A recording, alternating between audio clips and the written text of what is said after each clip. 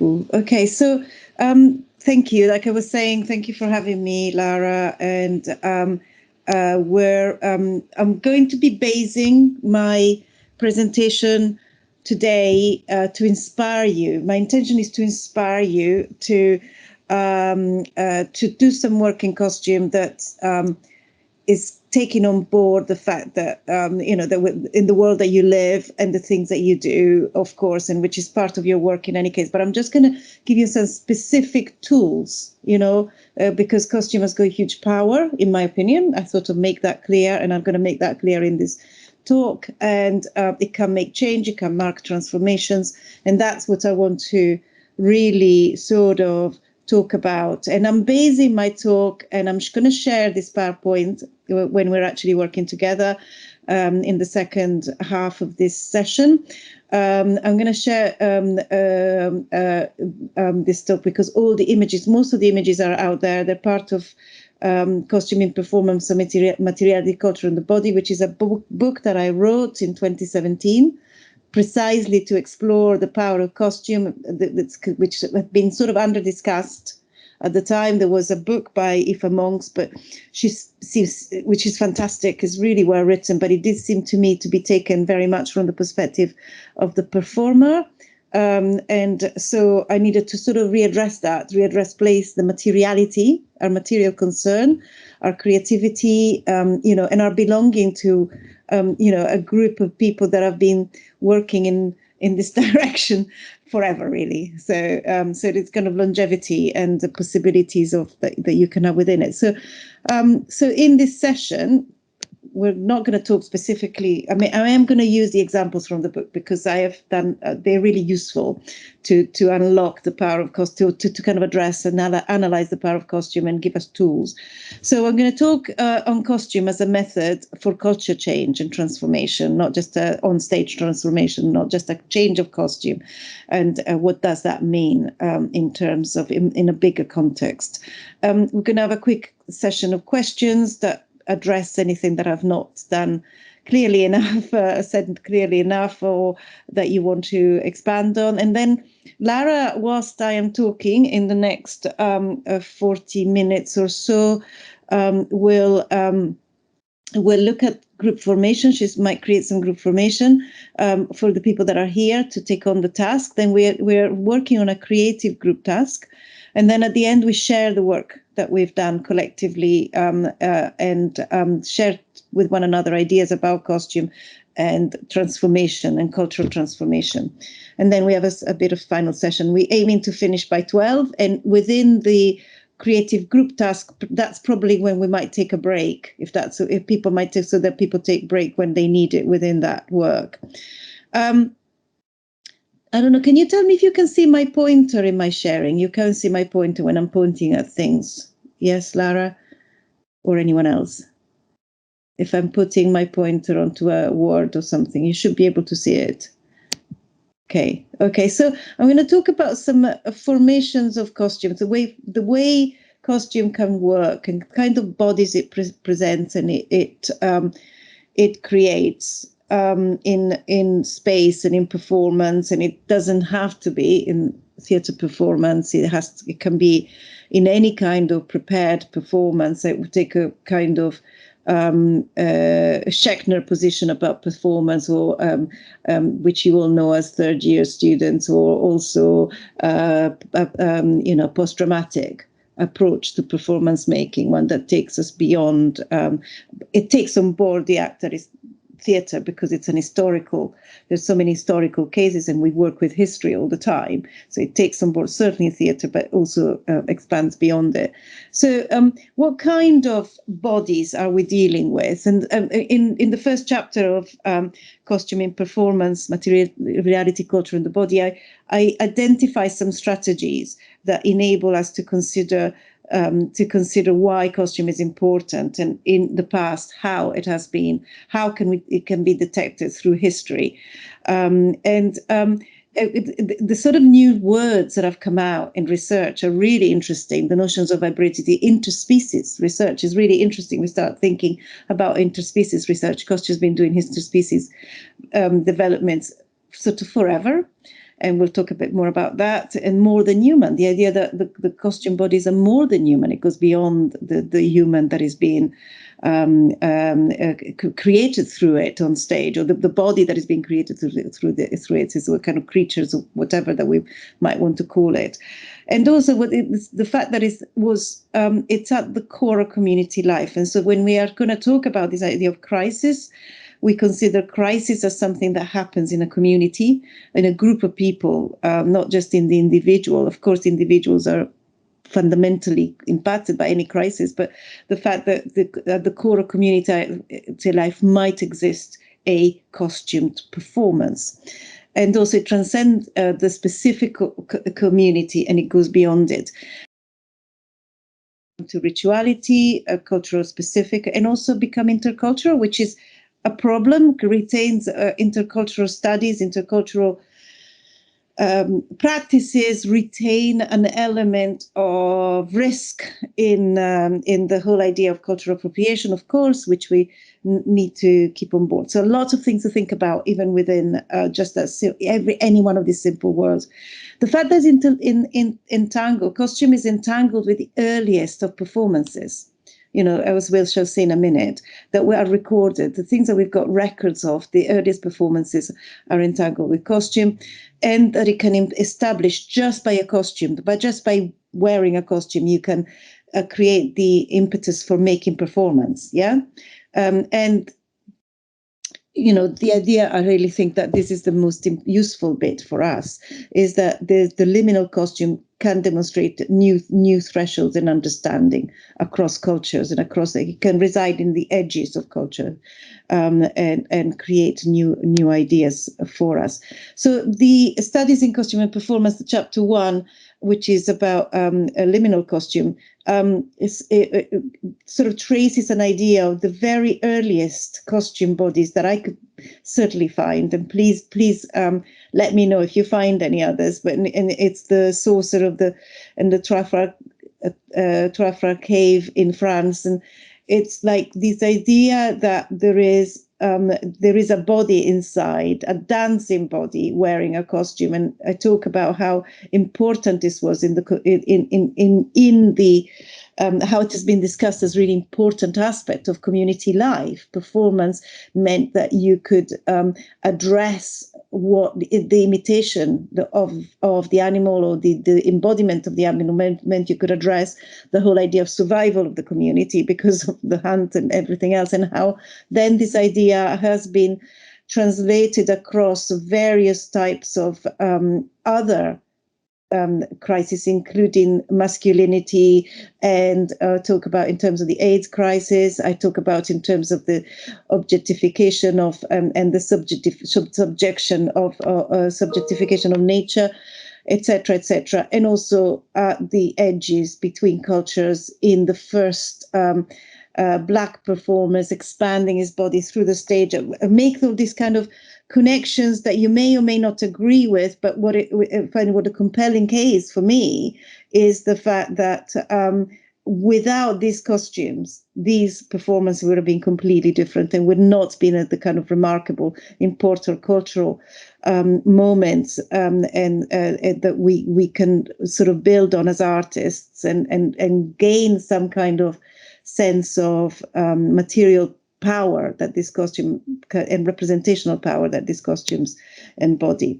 So I took one of the really important case studies in the contemporary that completes this idea of liminality. In fact, it's nothing to do with the hybridity of animals, but it has to do with cultural hybridity. And I took these Search Hamlet production, and I've gone a little bit more in depth. And it's a production by director Hong Kang-sen, and the costume by who is Singaporean, with a Japanese designer, and it's held in Elsinore in 2007. What is really interesting, it takes the idea of Hamlet as a point of departure, because it takes its ideas about the absence of performers. The absence of performers the absence of those performers was caused by, in the director's mind, and in the performance. In the recent crisis that had happened in Cambodia, when the Pol Pot regime had basically exterminated all of its dancers and exterminated the practice of performance within that. This is kind of a fairly major community crisis. And the way it was addressed is by Ong Keng said he had a particular project in which he went around, sought out all of the dancers that were left and really re-established those practices, re-embodied those practices. And this was at the end, and then he did Search Hamlet as at the end of that project. So as an artist, he had gone through that incredible experience of having to deal with the trauma of an extermination of a practice, of a traditional practice, a Cambodian dance practice. Sorry, don't know where that happened. And so he found himself working with performers from across a cultural structure. And he started working with Bhutto, for example. He was seeking ways in which absence and presence could be defined, in which different types of presence could be defined. So through translucent materials, as well as reflective materials, shapes that came from the West, and the Western shapes that came from Japan. So there was the whole thing. It had a huge impact as a performance at the time, but also if you look at these links, you can have a look at them. The company, the actual theatre produced it because it was seeking ways in which its own community in Denmark of artists from Asia that existed could be made more visible, could find some way of being more visible. It was the beginning. So this particular performance at the intersection of cultures, it was the beginning of a valuing of an internal community. So lots of different possibilities there of crisis being addressed. Now, the places where you can see community crisis most easily, or community impositions or domination most easily being expressed is in groups of bodies. When you have groups of bodies, multiple bodies on stage, the idea of using chorus, the scenographic landscape of large groups together. So they create a world, no doubt. I'm sure that you're all dealing with that notion of large groups creating a world. They have got this. They have an important scenographic materiality, and their power. You will look at various ways in which multiple bodies in space have been used to create hegemony, to create power structure, to support tyrants, to support in their very earliest compositions, to support the opposite of the inclusion of the generative models of community that we consider. So it's more about imposing, and and we can see that in various points in history, and we'll look at a couple. But extending, so we talked the whole idea of uniformity. What is uniformity about? What are uniforms about? We can talk about Foucault and this, and power bodies representing power, or diversity, the opposite, to create diverse bodies. So we have we can look back into ways in which the diversity within a group can actually create a different social image, the image of society in itself. So this, for me, and I think I make this clear in this chapter, is that the working with groups is a very powerful way for the audience to become engaged. People say it's about the individual. Very often it's about we project onto the individual, but actually it is very often, I have personally found my way into certain things like big opera productions, for example, not necessarily through the principals, but through the groups. I certainly have found that the little people, so to speak, if they are little, are much more interesting in terms of their bodily presence and the physical presence, particularly in the spatial composition. And So I wanted to talk about so this image was one that actually is not in this chapter, is in the previous chapter, and which is about those edges in cultures, and it's a fabulous production of by Teatro Soleil, but you can see why this company in the 90s, operating in the 90s, was attacked for cultural appropriation, because of course this is Katak inspired work and mixed in with some other influences, and it may have maybe a couple of dancers, a multicultural cast, so there may be a couple of Indian dancers, but you can see that Natalie Thomas and Marie-Hélène Bouvet were not Indian designers. And so there's been lots of conversations about this, but the important thing is that anybody who's seen this production, it's actually online. It's incredibly powerful. So it's incredibly powerful. This moment when they come in accompanied by drums, you feel it in your bodies. You feel it. It's a performance of the costume. It's the way, the richness of the fabric, the dance, the movement, everything about it is hugely pleasurable and impossibly not to be seduced by it. So it's a complicated conversation that needs to happen, because of course the respect for other people's culture need to be integrated. My point is always there should have been some Indian co-creators in this team, because they are actually, and there should be an acknowledgement. But of course, if it were to happen now, it probably would have been different. But it's undeniable, huge power of costume groups performing together. It's got to. So I look in also into the very early ideas of choruses, which are not what you might think actually, and they may well be choruses that are dressed differently from what we imagine, kind of togaed, white togaed sort of Greek choruses. And I sort of saw how these influences have generated certain types of additional encrusting of richness and wealth and gold and enriched elements to create very powerful hegemonic images that are, again, utilize this whole mass of people, this huge mass of people that can produce very powerful scenographic images. And there are many examples of how the divine rights of kings was supported in the UK, in Britain, and in France, and in other countries, in Spain, in the Czech Republic. This is from the Czech Republic, how princes and despots in various countries utilize, from Louis XIV onwards. Really, Louis XIV was a 15-year-old boy when he came to power, and the fact that if you know when you see that it was a dance that made him sort of being completely almost take power through the dance of making his courtier dance with him, because he would have been at the center of a dance and a costume dance. You know, it becomes really the whole idea of what costume does to problematize whether costume is innocent or whether a costume is it can be neutral. It is not neutral. Costume can be incredibly powerful in determining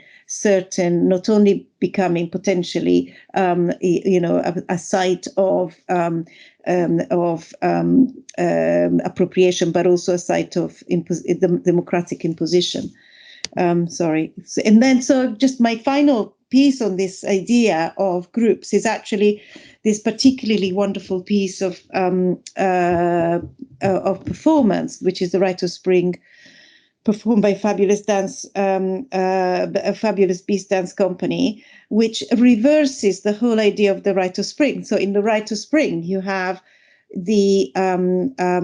a central figure, which is a woman that is identified from a group of women by being made the chosen one, and the chosen one must be sacrificed in order for the community to survive in the original scenario. So what Fabulous Beast did, and the costume drawing here by Ray Smith, what Fabulous Beast it reversed this, and it reversed this not only by making, of course, marking her survival, but it kind of engaged with a number of interesting ways of communicating this, the way the binaries in society were sort of were causing certain extreme ways of extreme violence, these extreme binaries of male, female, the kind of hare women and the hunting dogs men.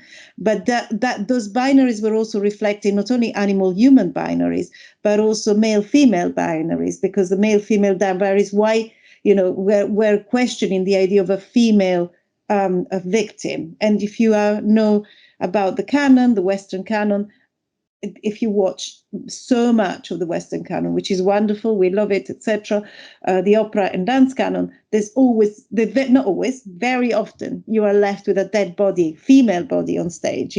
I've designed quite a few productions, as I'm sure you may have come across, as where you've had to deal with the dead body on stage. So to watch this, as I did, it was actually done in 2008, but I watched in 2012, to watch this and to see this reversal was really interesting. But what's really also interesting is that this was part of a change of attitude, in the same way that I think that Les Brotherston Swan Lake was part of a culture change in making the Swans a whole male group at the time of AIDS. And it was, I think it was part of the movement towards normalization of same-sex love in particular.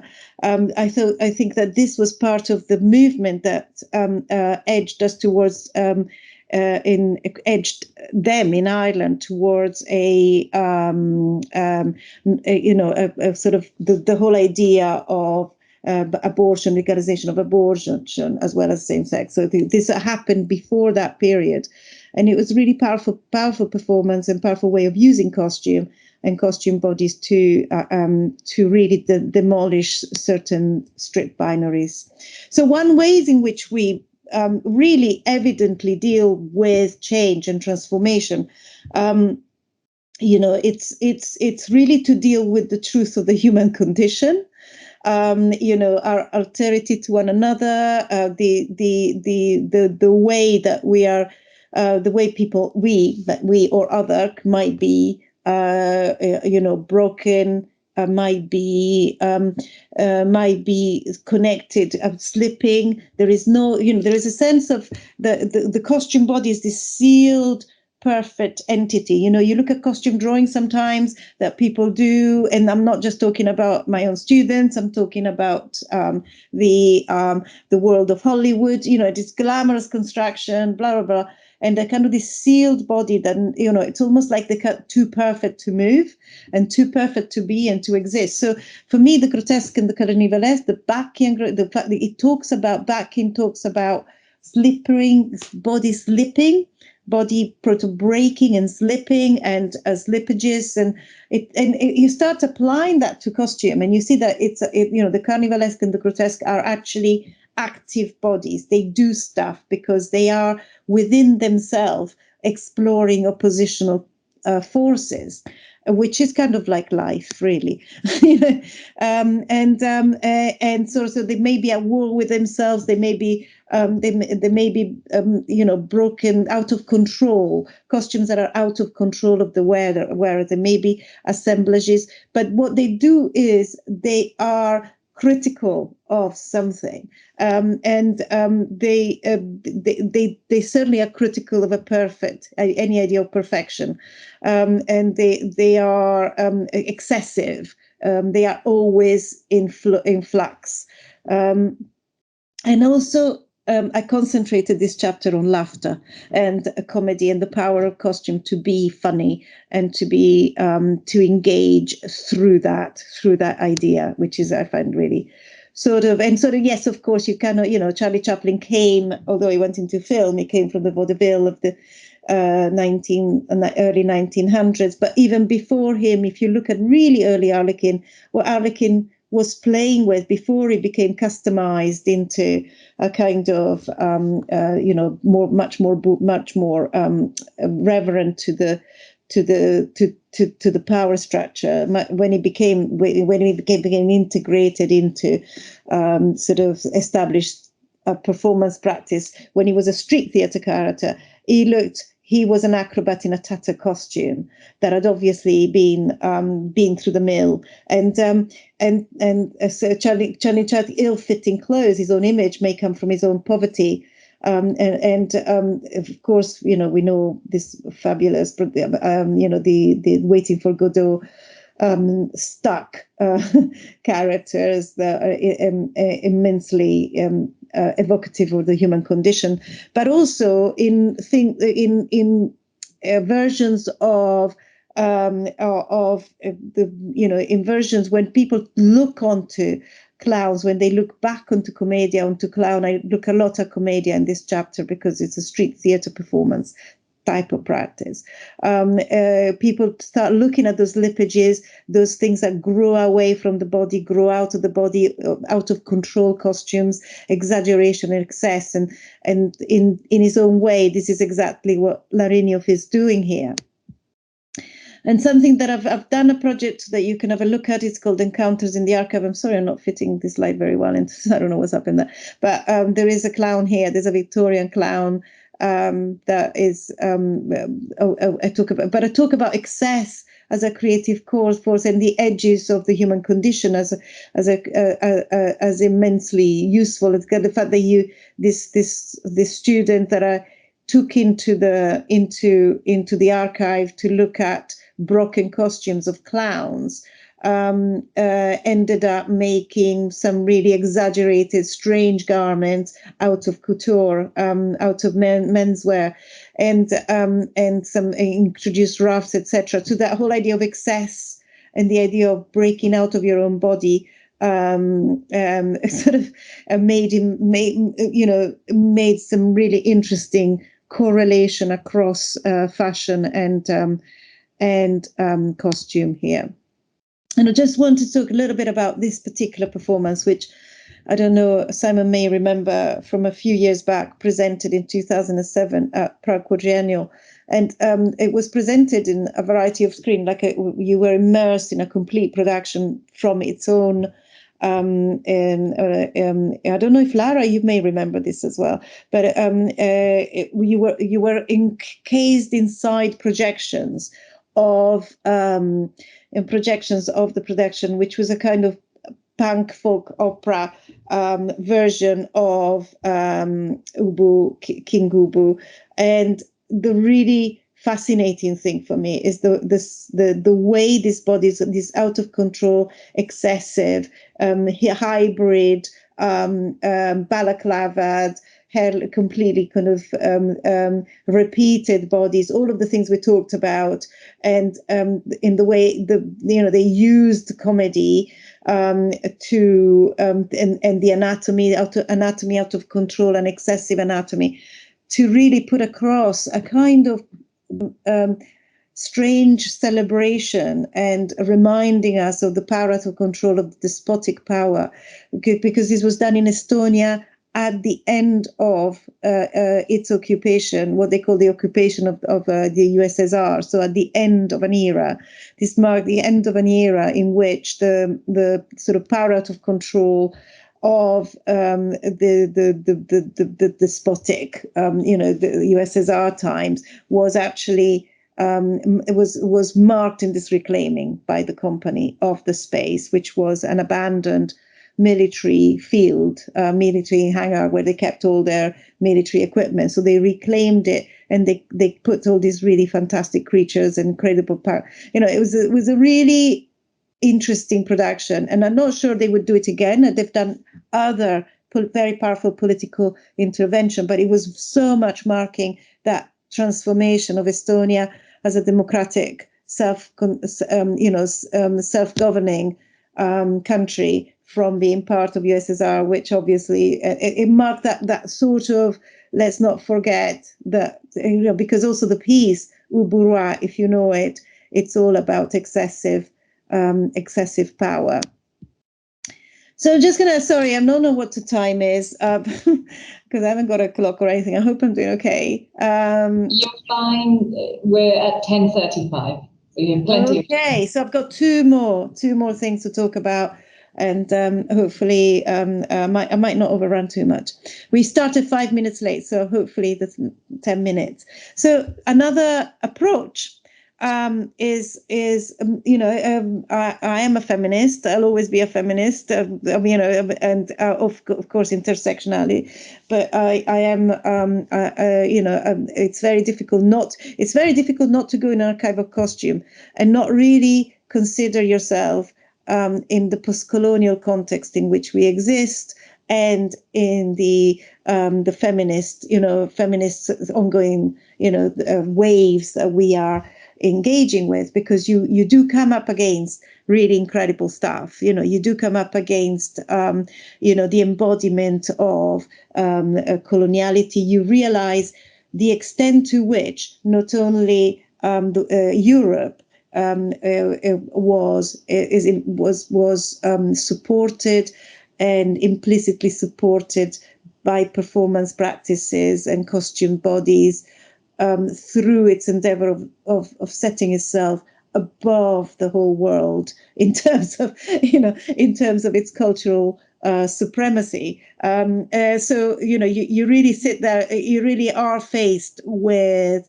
an incredible understanding of history. But I take it this idea of the way in which female body were utilized in the endeavor of colonialism through the idea of the sublime. I don't know if in this presentation I've overdone the post-colonial aspect in this area, but I am something that I wish to develop in future. But certainly the women, the bodies, the way women bodies were presented as evidence from the archive, and also from our own culture, from looking around ourselves, from statues, from whatever you look at, their idealized female body is very much participant in a patriarchal discourse that not only dominates women, but dominates people, any type of marginalized group or any type of other cultural group. So this becomes a really bit of a little like an opening into all sorts of different discourses. But what I find really interesting, by looking at the feminine sublime and the materiality of the feminine sublime in particular, because it isn't the masculine, the traditional sublime is the one that you will know about, of having the fabulous artist standing in front of the landscape and usually a male artist. In fact, I've only seen paintings of male artists and dominating the landscape and being kind of confronted with a very powerful environment that they somehow are either you never really get the sense that they are part of it. In a sense, there's always the male standing aside and looking into this world. But where the feminine sublime, the way it's been discussed from the 90s onwards in particular, and it's still being discussed, and there are some theatre artists that work with landscape that use the feminine sublime. The way it's been discussed is that as a material, is the human being lost inside the material. And I completely love that, because actually as a costume artist, I find that is incredibly generative. But the way I've deployed it in this chapter is to see how certain female artists from certain times were able to subvert their the systems by completely submersing themselves in the materiality of their costume. In this sense, so I point out, of course, the ways in which you can see here these manipulated female bodies hanging and being hoisted up and holding their legs tightly together, so that they can look like fishes floating. They're actually the Rhine maidens, and they are Wagner's Rhine maidens, and they are singing very difficult bit of singing there, out by being held up half mid-air. And so these kind of images are used to make certain points in the book. I won't go on about it here. I'm focused instead on the kind of materiality that women that, sorry, don't know why I did that up. The type of the women, why is this happening? What am I doing? Okay, so the type of materiality that women, such as low female performers such as Loie Fuller, deployed in order to take over the stage by animating the whole space through their costume, or in Martha Graham Lamentation by being creating a space within which she can express grief in lamentation, in the 5-minute performance of lamentation. No, 5 minutes was very short, and people were very moved. It was fundamental. This was a fundamental performance in defining contemporary dance, but also how they immersed themselves in their own the cultural representation of their own bodies, such as Josephine Baker, who immersed the audience into her own black skin and gave back to them a sort of visualization of what they thought, the sort of hybridity and animality that they placed on her. And through doing that, she became a fantastically important cultural force. She also was really important in the French resistance. She also was, she was much more than this performance, and she was put forward as the successor of Martin Luther King. So we are talking here a very politicized, implicitly politicized performance that was also about the reality of her own black existence. And in this defining the sublime, looking at uses by Jamie Barton in particular, and also Pina Bausch in this. I should put actually is Marion Chito. These are designed by Marion Chito. The costume, sorry. Pina Bausch is the director, and here is what's his name? Thomas de Mallet Burgess, the director. So I looked at various ways in which the costume becomes active and performs, and find this the idea of the frothiness and the way this idea of the gown was adopted, perhaps by Jamie Barton, into this representation of drowning in La Traviata. La Traviata is one of the women that dies, like our previous Fabulous Beast representation of Rite of Spring. So she dies, but this is replayed again and again, this clip of her drowning, because of the connection. She dies of tuberculosis, and tuberculosis is a kind of drowning, a kind of fluid in the lungs, and she dies of and the way they created it was like the way the water performed around the body through the bubbles as this video was replayed again and again through the production in a very slow motion manner, obviously influenced by Bill Viola. This was again Matter performing in a way that if you hadn't had that skirt releasing those bubbles, you wouldn't have all the other stories about her. And for this moment at the end of this objectification in Victor, this is the piece called Victor by Pina Bausch that was first performed in the 1980s and is still in repertoire. You have moments in which women turn into fountains, they're rolled up into carpet, all sorts of various ways of gender oppression that are being developed. And in the end, there is this fabulous moment when you're watching most of the performances of which if not all, the contemporary case studies I put forward are things that I've seen and I made notes at the time. But the memory of these bodies, there were several of them floating above, and there's a bunch of old men there playing cards, and then these bodies floating above on circus rings, across the stage was something that I'll never forget personally. And it's actually on the cover of the book because I found this so powerful, because I said, okay, so they could have been wearing leotards, but actually this is so wonderful, and it's the feeling I am getting. I was probably also sitting quite close to the front of the stage, and you could literally feel almost the wind that the costumes was,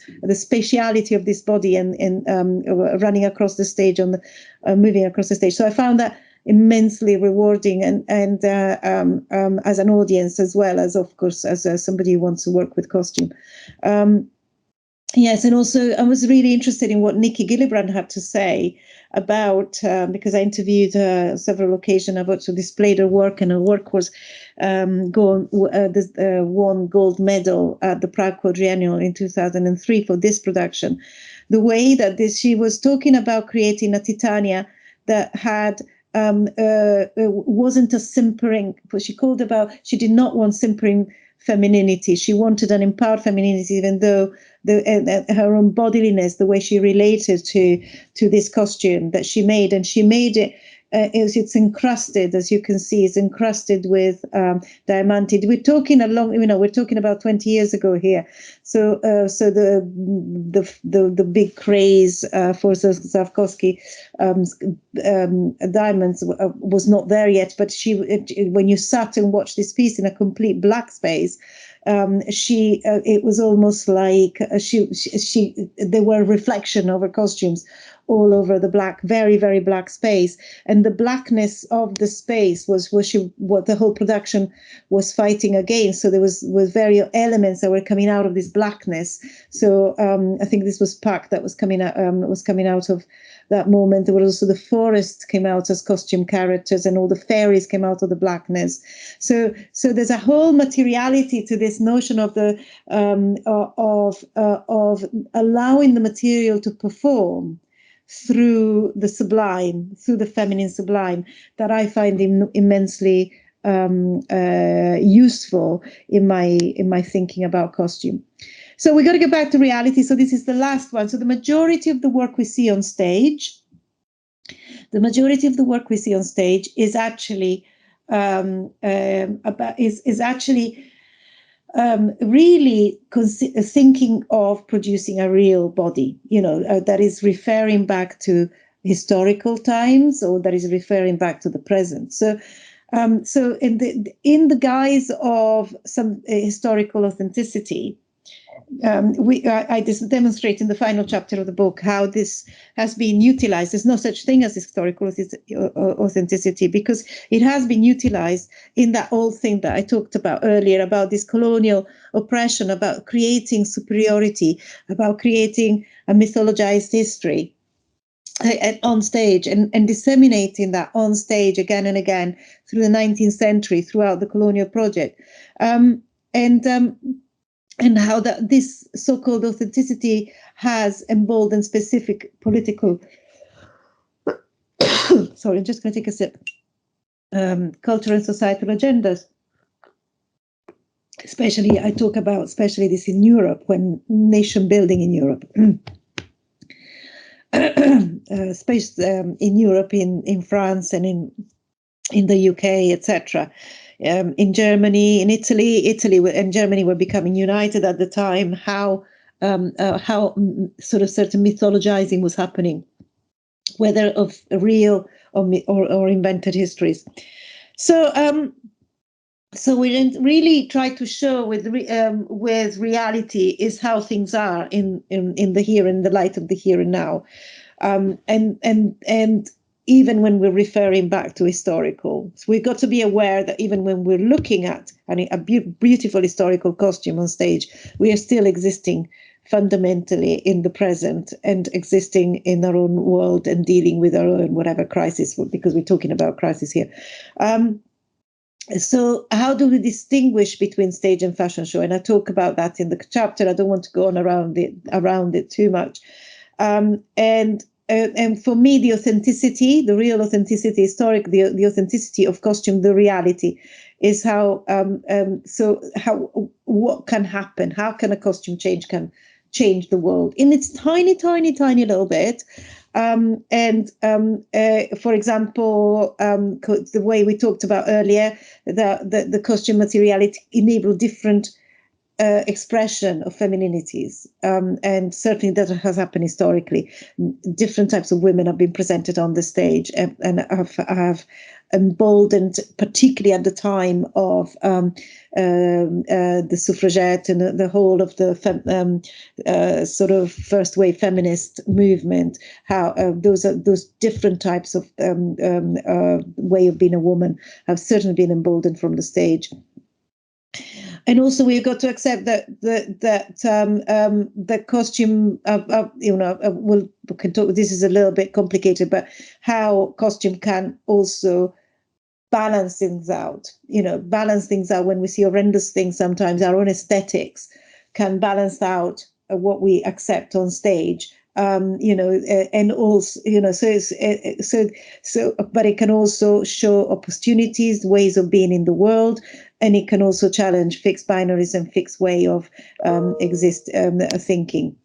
So I talk about, I'm coming to the end, so I'm just going to sort of brush off for more example, but I'll talk about why authenticity isn't authenticity, because I talk, for example, about these historical bodies. So these beautiful historical bodies that is from Charles Worth, amazing couturier who costumed a lot of really important people in the past. Apologies about my emails pinging away.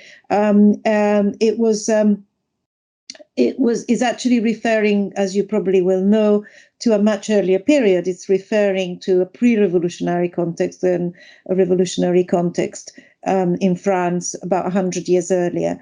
So, but what is interesting that it isn't really doing that, because when you open it up inside, it's the construction is identical to very similar to a cropped Victorian corset. It's just missing. Those bones should be opening out and creating the hip shaping of the lower waist.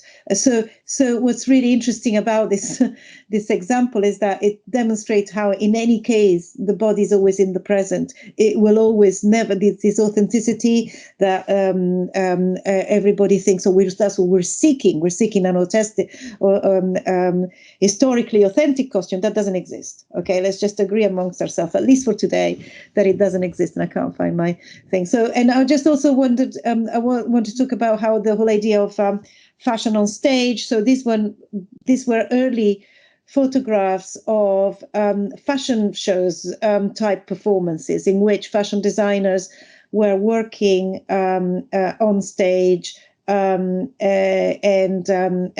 creating certain types of garments for the stage, and how there was a sense of undifferentiated and lack of differentiation between the people on stage and the people in watching. It was pretty much, especially if you look at the lovely chaps on there on the left, but actually what I talked about Wilde a lot, Oscar Wilde, how he put certain stage directions after watching people in rehearsal.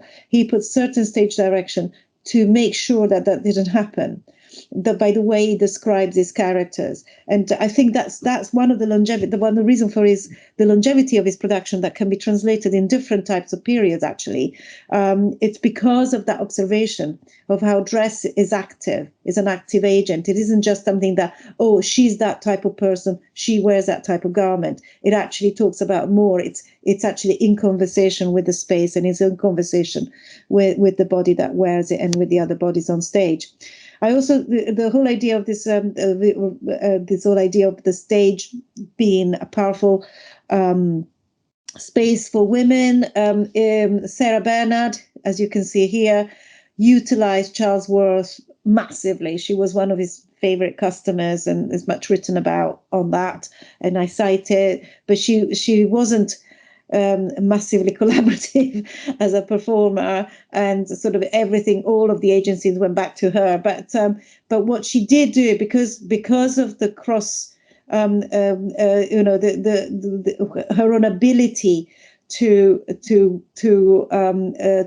cross dress effectively on stage, it meant that she was able to have a completely different persona. This is at a time where we are really talking about the turn of the century. We're talking at a time where women did not really have many rights, but she sustained a separate career as a visual artist, as a male visual artist. So this is really interesting, really, as a male representation of it. I mean, I think people knew she was Sarah Bernard, but she dressed as a man and behaved as a man in the world. And she certainly considers certain characters, like she even considers certain characters like a Hamlet for his indecisiveness as a female character, because he's indecisive. It's not, she really she sought in the masculine the power of self-determination. So her ability, her long-term practice of cross-dressing on stage managed that her real life was also transformed, and a completely different a person that also immersed herself in materiality and transformed her practice and herself through it is Ellen Terry, who's probably the most, I think she was the wealthiest woman in her generation. She was a fabulous artist, and she, dressing cross-culturally, so appropriating the kimono here, as we can see. She was one of the people in dress reform that pushed the dress reform and was able, through engaging with pleating and making fabrics at an early age. She then obviously collaborated with costume designers and costume makers. She was able to create costumes that were not necessarily corseted and enabled her, I would argue, greater creativity on stage, physical creativity, and there's examples of that you can read in the book about it. But also what was really interesting, that she was a campaigner. She was a campaigner for women's right to move and to be and to dress differently. And she was a very effective one. And, I would argue that her way of using costume certainly was fundamental to her ability to be such an agent. So I'm just going to really finally look at some of contemporary. Go back to Les Brotherstone. He's been quite a force in theatre, even though we might consider perhaps some of his work a little bit conventional nowadays. And you can see that he reprises the idea of the feathered breeches that he had for the Swan Lake in this Midsummer Night's Dream. What was really interesting, and I write about this in the book, is that Titania was played in this performance. I don't have any drawings of Titania, because obviously this is pre-internet age and pre-photograph. So the performances could. She wasn't playing Titania. She was playing. Sorry, she was playing. Who was she playing? Oh my God, she wasn't playing. She was playing the donkey. She was playing the ass in the performance. She transforms, and she really went across hybridity, both gender, in the same way. She played with that costume in a way that made it, when I saw the production, made it almost impossible not to think of her as the ass, at the same time as being very funny about it, and at the same time as destroying gender boundaries. I don't have a drawing. There is not a picture of it. There's only descriptions in various articles, because at the time, people could come, people didn't take photographs in theaters. There weren't phones or anything else, but it was an incredible production. It was a very short run. And you'll never see anything like this again, because she had her costume had a phallus in it that she puppeteered, and it was a big furry thing that was really funny, but it was also really interesting the way she played with it, because it wasn't just for comedy. So there was whole sorts of layers in that production that we'll never see again, because you couldn't, and Les won't let me have the costume drawings for that and won't show them, and she obviously won't talk about it. But it was a kind of very short run of a really interesting idea done by a mainstream performer, in a seduction scene between basically an animal and a human, which is where I shall leave it now. And I expect to hear your question on any of the above, if we have a minute, Lara.